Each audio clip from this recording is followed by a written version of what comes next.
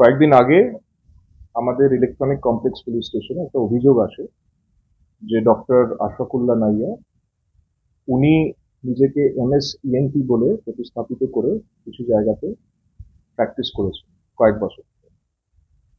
অভিযোগের মূলত যেটা বক্তব্য ছিল, যিনি একজন এমবিবিএস অবশ্যই, কিন্তু এমএস ইএনটি ডিগ্রি উনি পাননি, উনি এখনো সেটা পড়াশুনো করছেন, কিন্তু তা সত্ত্বেও উনি নিজেকে এমএস ইএনটি প্রতিস্থাপিত করে বেশ কিছু জায়গায় প্র্যাকটিস করেছেন।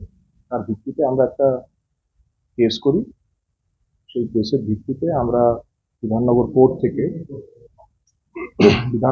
থেকে একটা সার্চ ওয়ারেন্ট, ওনার বাড়িতে সার্চ ওয়ারেন্ট বার করে আজকে সকালবেলা আমাদের টিম ওনার বাড়িতে সার্চ ওয়ারেন্টের ভিত্তিতে একটা তল্লাশি অভিযান চালাচ্ছে। এটা একটু আপনাকে বলা ছিল।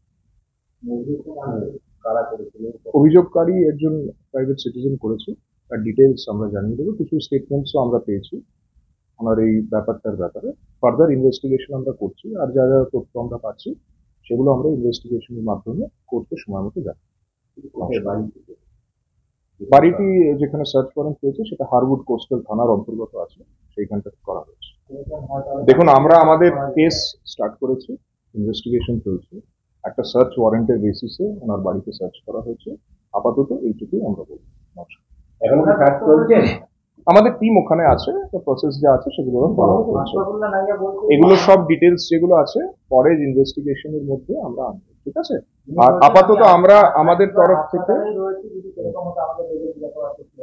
দেখুন, আমরা আমাদের ইনভেস্টিগেশন অ্যাজ পার ল করি, যেরকম যা করণীয় সেটা আমরা করি। নমস্কার, থ্যাংক ইউ।